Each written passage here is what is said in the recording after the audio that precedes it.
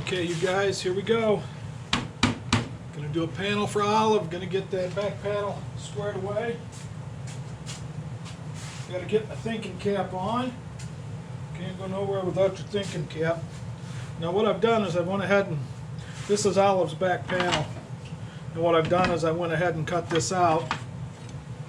Cut out the wood so I can go ahead and make a little substructure underneath. Should be pretty simple, Simon, straightforward stuff. You know, like I always say, don't be afraid of the glue, it won't hurt you. Start with there. I love glue, I'll tell you. Up in there.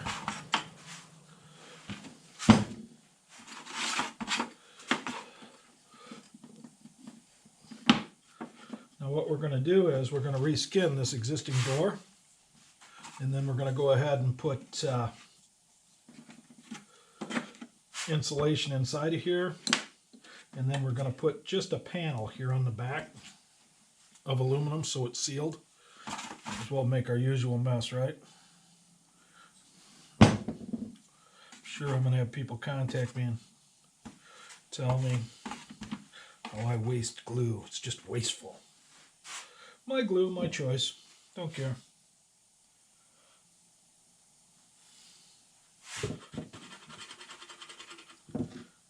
There we go. Nice and neat. Up onto there. I'm ready.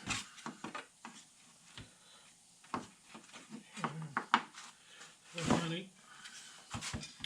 Now these little triangles I got in here, before we can put them into place, we need to pre-drill them so we can put a screw into the corners. So what we're going to do is turn them back up, grab our little drill, try to make a little spot. Beautiful. Same thing. Now I'm doing this for videos, but normally I would just already have these drilled, but I want to make sure that you understand what we're doing here. You want your hole to be, that you're drilling, to be just a little bit bigger than the screw you're using, because if you make the hole smaller, there's still a chance it can. So you want basically the screw to be, you want the corner brace to be a sleeve basically for the screw, if that makes any sense. Now these don't have to be put in real tight when we put it together. They don't have to be put in like, you know, super tight where it's gonna crush the, split this, or, you know, change the shape of the, these are just basically to keep it together. This does add a little bit of weight to your project, so, you know, if you're real weight conscious like I am, you might want to reconsider doing it this way, but I just think that you get to a point when you're restoring these things that you need to make a decision. Are you concerned about weight, or are you concerned about the thing being held together when you go up the road? I'm more concerned about it being held together. The other thing I like to do is I like to make sure this frame that I built, I want it to be just a little smaller than this. Because if I make it larger, the frame that goes around the outside to hold it together, if I put a lot of pressure on it and then I wrap it, what it'll do is make it too tight inside that aluminum frame. So we don't want to go up that road. I like it better already. I don't know about you guys. These little blocks that I put may not be exactly square, and it happens. But better than a jab in the eye with a stick, right? Gotta take him back out. See, even us professionals in brown hats have issues from time to time. And the reason we're having that issue is because that's just a little bit out of square. So we'll go the other way.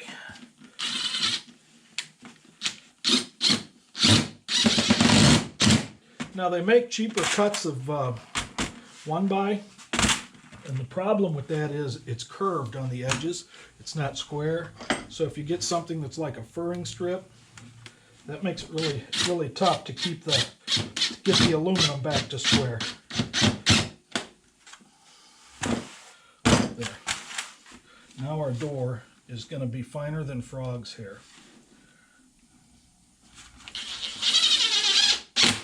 Beautiful. See that glue squirt out of there? That's the way we want to do it. Gotta be one. Now you see I didn't even set those screws, and that's absolutely fine. The other thing I want to do here is, before I get started, move this glue so I don't spill it. The other thing I want to do here is put some screws in this way. Now this is just going to be temporary. This isn't going to be for good, okay? So these screws here, these things really hurt when they whip off and hit you when you go through your fingers. So I like to use these smaller, fine and threaded screws for this kind of stuff. What I want to do here now, these screws again will be coming back out. What I want to do here is put that.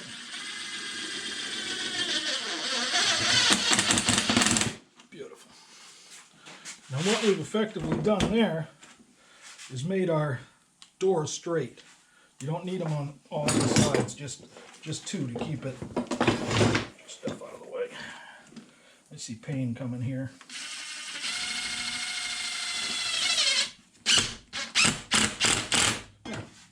Now her door is ready to be skinned.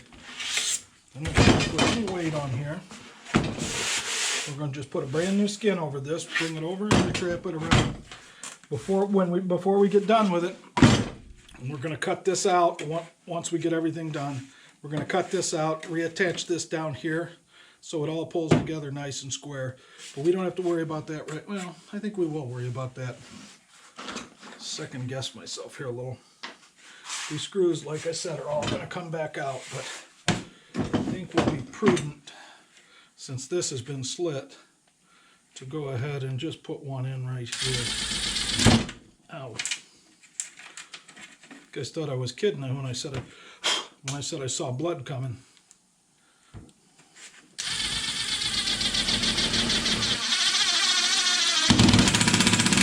There.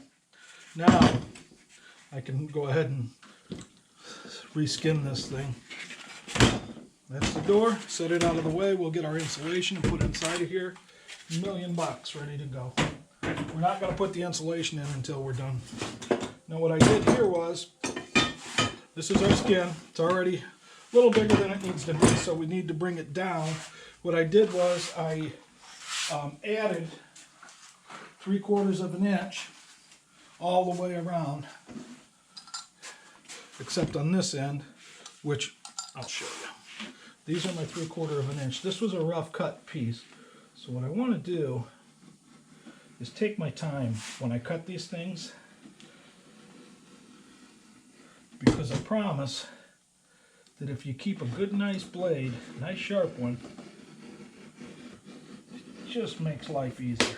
And there, my blade just broke.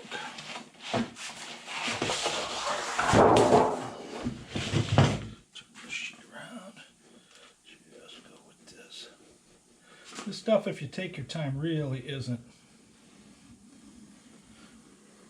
You can do this in an easy afternoon, these panels. Like I said before, you get to a point with these things, the condition they're in, your expense, your experience, the tools you have, you'll get to a point where you're going to have to make some decisions as to where or how, or do you want to start farming some of this stuff out. Now, don't be afraid to barter. In other words, if you can sew curtains and you can do other things, you might have somebody else working on this thing, on one of theirs, who has no idea how to do those things. So that's your ace in the hole. Let's put that out of the way with the rest of the stack. Whatever your skill set is going to be your ace in the hole, because honestly I couldn't sew anything, and I have a lot of campers I've worked on where I've had to pay pretty good money, but I wished I'd have had somebody that knew how to thread a needle. So that being said, I'll stop harping. This will be our last one.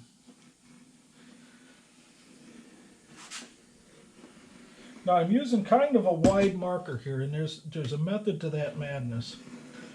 That marker line is accounting for the thickness of the existing aluminum. So this aluminum is thinner, but you can see that this aluminum is beveled back and thicker aluminum. So what I'm doing is I'm going to bend this in a way that allows me, I think I have things all set up to do, just when you think you do.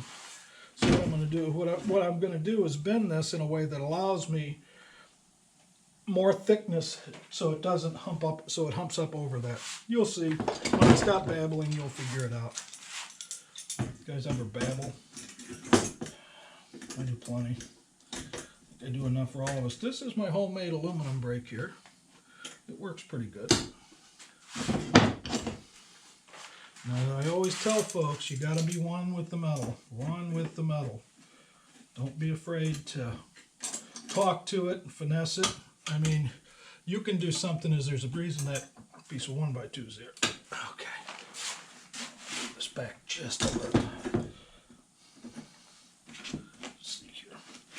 Move this right to the edge. Oops. Didn't sound good. Sounded like it hurt. Alright. Now if you have a heavier bench, you can take this. And I have a really light bench, so I can't do it. But you can take this and continually work it like this until it makes a seam. My bench is too wobbly, so that's out for me. So what I'm going to do in 12-inch sections, just like that. Do I have an aluminum brake? Well, yes, I do, but I tell you, a lot of times it's easier to do it this way. Now, all I want to do at this point is get that line on the bottom straight. Okay? That's all I want to do. And as these things are formed, they get stronger. As these things are formed, they get stronger. So now I have a pretty decent edge there. It's kind of rounded. You see what I'm getting at? This panel. Double check. Show you what we're doing. Now you notice this is the top of the door where I've overlapped. Pull it back tight, and I have a lip right here. You'll see what that's for later. So really at this point, all we need to do, that out of the way, take our Stanley knife. You've seen me do this on other panel videos. Take our Stanley knife, do that, like that. Do his cousin on this end, cousin Larry down here.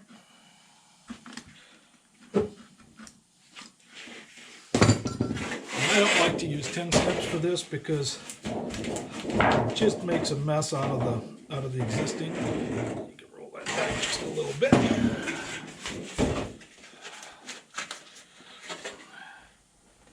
Now see, if I use 10 snips on that, it gives me a kind of a not so nice edge. Now when you get to these other ones, it's a little bit more difficult. Especially when you've got everything in your way. These are a little bit more difficult to do because they're a shorter span out here on the end. And this is where I was talking about the thickness of this line. See, I'm crowding it all the way out to the end of the line because I know that will give me the extra thickness to cover the door, the existing door. This one here, just barely want to see the line. Right here. But you love that wobbly table, I'll tell you. One of these days I'm going to build a bench, but for right now I'm just going to work on campers.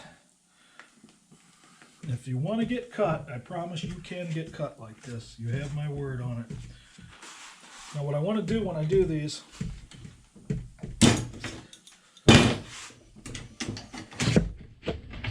want to get the WD-40 out, is I want these to lean back just a little bit in. So this edge is in. Right on? You guys with me? You know what they say, if you ain't with me, you're against me.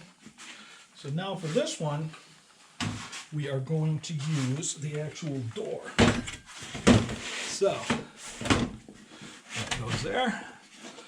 It's down tight. That goes there. We adjust our clamps.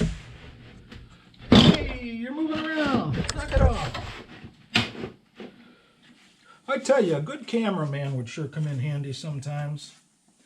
You know, a quirky sidekick, that's what I need. Any quirky sidekicks out there? So I could really use a quirky sidekick. Let's see here. Good quirky sidekick's hard to come by, I heard. Never tried, but it's just what I've heard. A little bit more.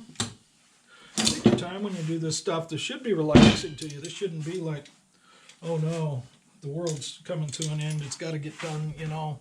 This should be a situation where you can relax and take your time and do this the right way. So when you get done with it, there's a lot of satisfaction when you get done with these things, when you can just say, yeah, I did all of this, I did this. You show